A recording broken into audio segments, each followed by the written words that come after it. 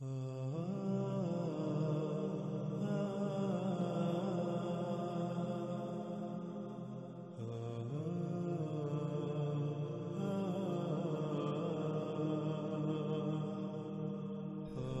एतराज है कि अल्लाह ने सूरह ज़ारियात की आयत नंबर 48 में कहा कि हमने जमीन को फर्श बनाया, और फिर कहते हैं फर्श सपाट होता है, इसलिए यह आयत भी जमीन के गोल की बजाय सपाट होने की दलील है।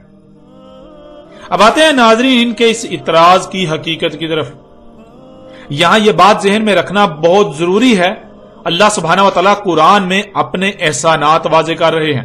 मसलन अगर आप कहीं सुनसान रेगिस्तान में फंस जाते हैं, आस पास कोई नहीं, गर्मी की शिद्दत है और खाने पीने को भी कुछ नहीं बचा, आप मौत को अपनी आंखों से देख रहे हैं, आपको यकीन हो जाता है कि अब आपका यहां से बच निकलना नामुमकिन है, तो ऐसी सूरत में अगर कोई आपकी जान बचा ले तो यह कितना बड़ा एहसान होगा आप पर। नाज़रीन जरा गौर तो करें। और कल को अगर आप उसी से दुश्मनी करना शुरू कर दें तो क्या वो आपको आप पर किया हुआ अपना एहसान याद नहीं दिलाएगा? और फिर अगर याद दिलाएगा तो सवाल यह पैदा होता है किस मकसद के लिए वो अपना एहसान याद दिलाएगा? ज़ाहिर है नाज़रीन इसलिए कि अगर आप पर इतना बड़ा एहसान किया था तो इसलिए नहीं कि आप उल्टा बाद में नुकसान पहुंचाना शुरू कर दें, उसी के खिलाफ ऐलान जंग शुरू कर दें, उसके साथ दुश्मनी करना शुरू कर दें, बल्कि इसलिए एहसान किया था ताकि आप शुक्र करें, यानी आप भी एहसान का बदला एहसान से चुकाएं। और इसी का अल्लाह सुब्हानहू व तआला ने सूरह रहमान की आयत नंबर 60 में भी जिक्र किया, हल जज़ाउल इहसानी इल्लल इहसान। क्या है जज़ा एहसान की, यानी क्या है बदला एहसान का, मगर एहसान। यानी आप गौर करें कि कौन कौन सी मखलूकात आप पर एहसान कर रही हैं। जरा गौर करें, अगर आपको ऑक्सीजन ना मिले तो क्या आप ऑक्सीजन के बगैर जिंदा रह सकते हैं? तो गौर करें कौन सी मखलूकात हैं जो आपको ऑक्सीजन फराहम कर रही हैं, और क्या वो इसके बदले में आपसे कोई उजरत तलब कर रही हैं, उजरत ले रही हैं, या फिर वो एहसान कर रही हैं? और फिर बदले में आप उन मखलूकात के साथ क्या कर रहे हैं? जरा गौर करें, जो खुराक आप खाते हैं, जो गोश्त वगैरह आप खाते हैं, कौन सी मखलूकात हैं जो आप पर एहसान करती हैं? आपकी भूख को खत्म करने के लिए वो अपनी जान आपके सामने पेश करती हैं, और बदले में क्या आप उन पर एहसान करते हैं? आप बदले में उनको क्या दे रहे हैं? आप बदले में उनके साथ क्या कर रहे हैं? यही अल्लाह सुब्हानहू व तआला ने कहा कि एहसान का बदला क्या है? एहसान ही तो है, एहसान का बदला एहसान है। बिल्कुल ऐसा ही नाज़रीन आप गौर करें कि आज पूरी दुनिया के इंसान क्या कर रहे हैं, इंसानों को दुनिया में किस मकसद के लिए भेजा गया, और उसके बरक्स वो दुनिया पर क्या अमाल इंजाम दे रहे हैं। जमीनों आसमानों को दिन रात नुकसान पहुंचा रहे हैं, उनमें फसाद कर रहे हैं, मखलूकात को इधर से उधर कर रहे हैं, मखलूकात को उनके मकामात से हटा रहे हैं। तो ऐसी सूरत में अल्लाह सुब्हानहू व तआला कुरान में इंसान पर अपने किए हुए एहसानात याद दिला रहे हैं कि ये एहसानात तुम पर इसलिए किए थे कि तुम उल्टा अल्लाह से ही दुश्मनी मोल लो, उसकी खलक में छेड़छाड़ करना शुरू कर दो, अल्लाह के खिलाफ मंसूबाबंदियां करना शुरू कर दो, जो आज तुम कर रहे हो। यूं अल्लाह सुब्हानहू व तआला इंसान को अपने एहसानात याद दिला रहे हैं कि हमने तुम्हारे लिए जमीन को फर्श बनाया, जैसा कि आप इस आयत में देख सकते हैं। सूरह ज़ारियात की आयत नंबर 48 में अल्लाह सुब्हानहू व तआला कहते हैं, और अर्द थी फर्श बना दिया हमने उसे, यानी रहने के काबिल बना दिया। फर्श कहते हैं रहने के काबिल जगह को। और नाज़रीन दूसरे कई मकामात पर अल्लाह सुब्हानहू व तआला ने बिल्कुल खोल खोल कर वाज़ेह कर दिया कि जमीन गेंद की तरह गोल है। ना सिर्फ गेंद की तरह गोल है बल्कि तेज रफ्तारी से सफर कर रही है, अपने ही महवर पर भी घूम रही है। और इस आयत में यही बताया जा रहा है, यही कहा जा रहा है कि देखो किसी गोल और तेज रफ्तारी से कई अतराफ में बैक वक्त सफर करने वाली शय पर इतने सुकून से रहा जा सकता है, रहा जा सकता था। इसके बावजूद हमने तुम पर यह एहसान किया, इतना अजीम एहसान किया कि जमीन के गेंद की तरह गोल होने की वजह से नाकाबिले रहाइश होने के बावजूद और कई सिमतों में सफर करने की वजह से भी नाकाबिले रहाइश होने की बावजूद तुम्हारे लिए फर्श यानी रहने के काबिल बनाया, काबिल रिहाइश बना दिया। کیا یہ اتنا عظیم احسان اس لیے تم پر کیا تھا کہ تم زمین و آسمانوں میں چھیڑ چھاڑ کرو، اللہ کی آیات کا کذب کرو، آسمانوں و زمینوں کو فساد زدہ کرو، اللہ سے دشمنی کرو، اللہ کی مخلوقات کو ان کے مقامات سے ہٹاؤ؟ کیا اس لیے یہ عظیم احسان تم پر کیا تھا؟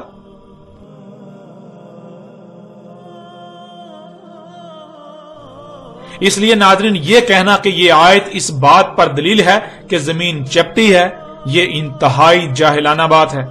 اگر ایسا ہوتا تو قرآن میں اللہ سبحانہ و تعالیٰ بار بار شکر کرنے کی تلقین نہ کرتا۔ شکر کہتے ہیں احسان کا بدلہ احسان سے چکانے کو۔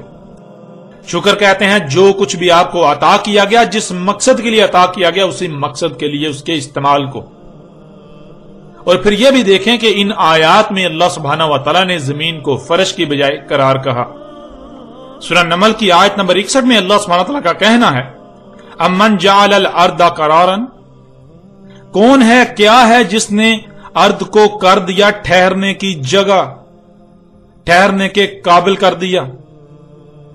پھر سورہ غافر کی آیت نمبر 64 میں اللہ سبحانہ وتعالی نے کہا، اللہ الذی جعل لکم الارض قرارا، اللہ ہے، وہی ذات ہے، جعل کر دیا تمہارے لیے ارض کو، زمین کو قرار، ٹھہرنے کے لائق، ٹھہرنے کے قابل۔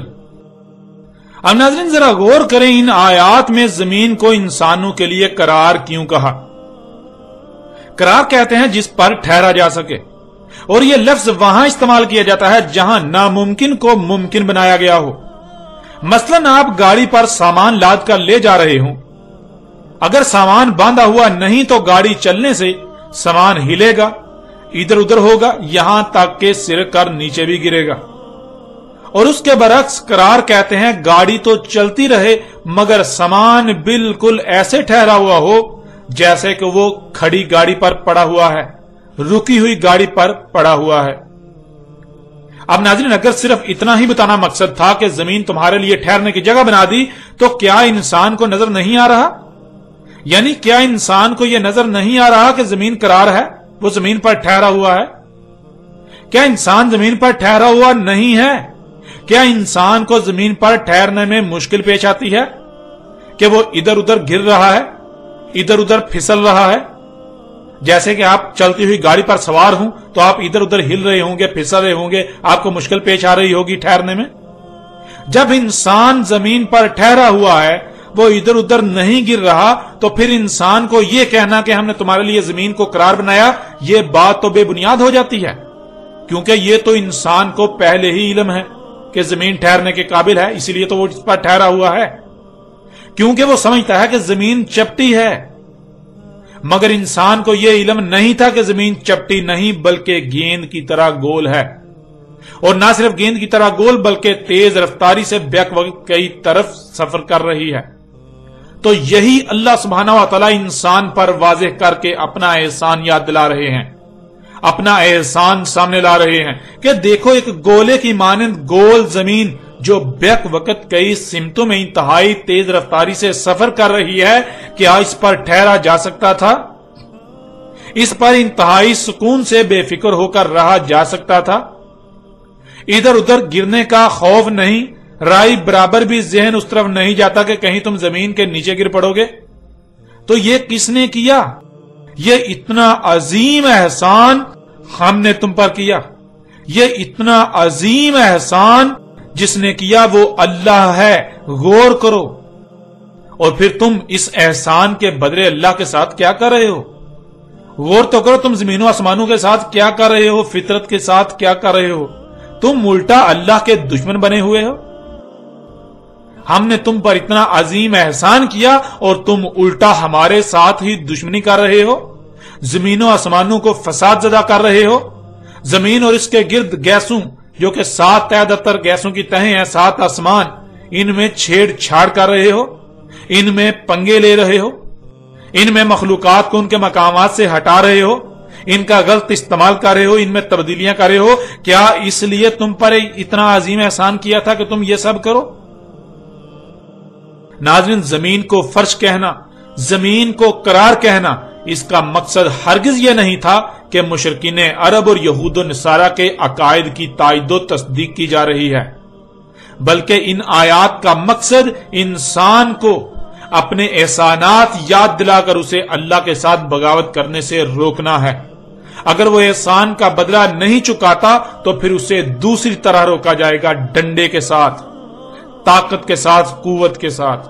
اور آج اگر وہ نہیں مانتا، جو کہ نہیں مانے گا، تو ان قریب وہ اس کا انجام بھی اپنی آنکھوں سے دیکھ لے گا۔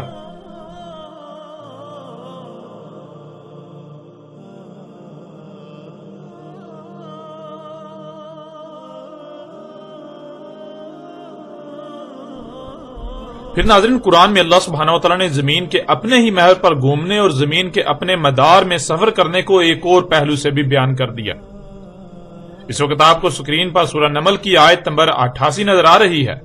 اس میں اللہ سبحانہ وتعالیٰ کا کہنا ہے، وَتَرَى الْجِبَالَ تَحْسَبُهَا جَامِدَةً وَهِيَ تَمُرُّ مَرَّ السَّحَابِ، اور دیکھتے ہو پہاڑوں کو اور گمان کرتے ہو کہ وہ جامد ہیں، یعنی ایک جگہ پر ساکت ہیں، حالانکہ حقیقت یہ ہے کہ وہ چل رہے ہیں بادلوں کے چلنے کی طرح۔ ناظرین، سوال یہ پیدا ہوتا ہے کہ کیا پہاڑ چل رہے ہیں، پہاڑ سفر کر رہے ہیں جیسے کوئی گاڑی چلتی ہے؟ تو یہ بات جان لیں کہ ایسا نہیں ہے۔ اس آیت میں یہ کہا جا رہا ہے کہ جیسے آپ زمین پر موجود ہیں اور اوپر بادلوں کو چلتے ہوئے دیکھ رہے ہیں، بالکل اسی طرح اگر آپ کسی ایسے مقام پر چلے جائیں کہ جہاں سے آپ کو بادل اور بادلوں کے نیچے پہاڑ نظر آ رہے ہوں، تو آپ کو پہاڑ چلتے ہوئے نظر آئیں گے۔ جیسے کہ آپ زمین پر موجود ہیں، آپ پہاڑوں کی طرف دیکھتے ہیں تو آپ کو زمین ساکت نظر آئے گی، پہاڑ ساکت نظر آئیں گے اور اوپر بادل چلتے ہوئے نظر آئیں گے۔ لیکن حقیقت یہ ہے کہ جیسے آپ بادلوں کو چلتا ہوا دیکھ رہے ہیں، بالکل اسی طرح پہاڑ بھی چل رہے ہیں۔ اس کا اندازہ آپ کو تب ہی ہو سکتا ہے، اس کا ادراک آپ کو تب ہی ہو سکتا ہے جب آپ خلا میں بادلوں سے اوپر زمین کی مغناطیسی کشش کی حد سے باہر نکل جائیں، وہاں سے آپ کو پہاڑ چلتے ہوئے نظر آئیں گے جیسے زمین پر کھڑے ہونے سے بادل چلتے ہوئے نظر آتے ہیں۔ اور آج یہ حقیقت انسان اپنی آنکھوں سے دیکھ چکا ہے۔ اب سوال یہ پیدا ہوتا ہے کہ ذرا غور کریں کہ یہ اتنا عظیم راز آج سے 14 صدیاں قبل کس طرح قرآن میں بیان کر دیا گیا۔ اور پھر ناظرین، یہاں یہ بات بھی جان لیں کہ بہت سے لوگ اس آیت سے یہ مراد دیتے ہیں کہ جیسے گاڑی چلتی ہے اسی طرح پہاڑ چلتے ہوئے ایک دوسرے سے دور جا رہے ہیں۔ تو یہ بات نہ صرف بے بنیاد اور باطل ہے، بلکہ یہ بات انتہائی احمقانہ ہے جس کا حقیقت سے کوئی تعلق نہیں ہے۔ یوں اس زاویے سے بھی اللہ سبحانہ وتعالی نے یہ بات بالکل واضح کر دی کہ زمین گھوم رہی ہے۔ زمین کے گھومنے سے ہی پہاڑ بادلوں کی طرح چلتے ہوئے نظر آتے ہیں۔ جیسے آپ اگر کسی گول گیند نما شے پر کوئی نشان لگائیں، پھر اسے گھمائیں تو وہ نشان چلتا ہوا نظر آئے گا۔ اسی طرح زمین کے گھومنے سے زمین پر موجود پہاڑ خلا سے چلتے ہوئے نظر آتے ہیں۔ یوں ناظرین، آپ نے جان لیا کہ نہ صرف اللہ سبحانہ وتعالی نے ان کے عقائد و نظریات کے پرخچے اڑا دیے، بلکہ جو ان کے اعتراضات تھے ان کی بھی کلی کھول کر رکھ دی۔ یوں حق ہر لحاظ سے آپ کے سامنے ہے۔ ناظرین، زمین و آسمان، دن اور رات کے حوالے سے مشرکین کا جو عقیدہ تھا وہ عقیدہ آج تک چلا رہا ہے، اور خود کو مسلمان کہلوانے والوں کی اکثریت سب سے زیادہ سختی کے ساتھ اس عقیدے سے چمٹے ہوئی ہے۔ فرق صرف اتنا ہے کہ جو باتیں بالکل کھل کر سامنے آ گئیں، جن کا رد ناممکن ہو گیا، تو ان لوگوں نے ان پہلوؤں پر بات کرنے سے ہی گریز کرنا شروع کر دیا، تاکہ نہ ہی ان پہلوؤں کو زیر بحث لایا جائے اور نہ ہی حق کو تسلیم کرنا مجبوری بنے۔ لیکن جو پہلو چھپے رہے ان کا انہوں نے کھل کر نہ صرف پرچار کیا، بلکہ ان کو نہ ماننے والوں یا ان کے برعکس بات کرنے والوں پر فتوے لگائے جاتے رہے، اور آج بھی لگائے جا رہے ہیں۔ لیکن آج الحمدللہ اللہ سبحانہ و تعالی نے ان کی تمام تر پولیں چاک کر دیں، ان کا تمام تر دجل چاک کر دیا، اور باقی بھی تمام کی تمام چاک کر دے گا، کیونکہ اب وقت ختم ہو چکا۔ اب ان کو ہر لحاظ سے جو ان کا انجام ہے اس سے دوچار کرنا ہے۔ یہ حق کے دعوے دار بنے رہے تو ان پر آج حق واضح کر کے ان کو اس لحاظ سے ذلیل و رسوا کرنا ہے کہ تم حق پر نہیں تھے، تم باطل پر تھے۔ یوں آج کوئی بھی بات پوشیدہ نہیں رہنے دی جائے گی، سب کچھ کھول کھول کر سامنے لا رکھا جائے گا، اور اس کے علاوہ جو ان کا دوسرا حقیقی انجام ہے اس سے بھی ان کو دو چار کیا جائے گا، وہی انجام جس سے گزشتہ قومیں دو چار ہو چکی۔ اب ناظرین، بہت سے لوگوں کا سوال ہے کہ اگر سورج کا اس کے مغرب سے طلوع ہونا یہ ہو چکا ہے، جس طرح آپ نے واضح کیا اس کا رد بھی ناممکن ہے، تو پھر اس کا مطلب یہ کہ اب کسی کی بھی توبہ قبول نہیں ہوگی، کیونکہ ہم آج تک یہی پڑھتے اور سنتے آئے کہ جب سورج مغرب سے طلوع ہوگا تب توبہ کا دروازہ بند ہو جائے گا، تب کسی کی توبہ قبول نہیں ہوگی۔ ناظرین، اس سوال کا جواب دینے سے پہلے یہ بات واضح کر دیں کہ اب تک اس بات کو زیر بحث نہ لانے، اس پر بات نہ کرنے کی وجہ یہ ہے کہ آئندہ ایک ساتھ میں یاجوج اور ماجوج کے موضوع پر جب بات کی جائے گی تو اپنے وقت پر اس پر کھل کر تفصیل کے ساتھ بات کی جائے گی، لیکن یہاں مختصراً آپ کے اس سوال کا جواب واضح کر دیتے ہیں۔ پہلی بات یہ جان لیں کہ نہ تو قرآن میں ایسی کوئی بات آئی ہے اور نہ ہی محمد رسول اللہ علیہ السلام نے ایسا کبھی کہا کہ جب سورج مغرب سے طلوع ہوگا تو کسی کی توبہ قبول نہیں ہوگی۔ حقیقت جاننے کے لیے سب سے پہلے لفظ توبہ کو جان لیں۔ اس میں اصل لفظ تابہ ہے، جس کے معنی ہے اپنا رخ پلٹانا، پلٹنا۔ جب اس لفظ کے درمیان واو کا استعمال ہو تو لفظ بن جائے گا توب، جس کے معنی بنتے ہیں پلٹ رہے ہونا، اپنا رخ پھیر رہے ہونا، پلٹا رہے ہونا، اور اس کے آخر میں ہے کا اضافہ کریں تو یہ لفظ بن جائے گا توبہ۔ ہے کسی کی طرف اشارے کے لیے استعمال ہوتی ہے، یوں لفظ توبہ کے معنی بنتے ہیں کوئی اپنا رخ پلٹا رہا ہے، کوئی اپنا رخ پلٹ رہا ہے، کوئی واپس پلٹ رہا ہے۔ توبہ کہتے ہیں کہ جب آپ نے اپنا رخ اللہ سے موڑا ہوتا ہے، اللہ نے آپ کو فطرت پر قائم ہونے کا کہا کہ اپنی ضروریات کو پورا کرنے کے لیے فطرت کی طرف رخ کرو، فطرت جو تمہیں مہیا کرے اسی پر انحصار کرو، لیکن انسان فطرت کو چھوڑ کر اس کے برعکس دوسری طرف اپنا رخ کر لیتا ہے۔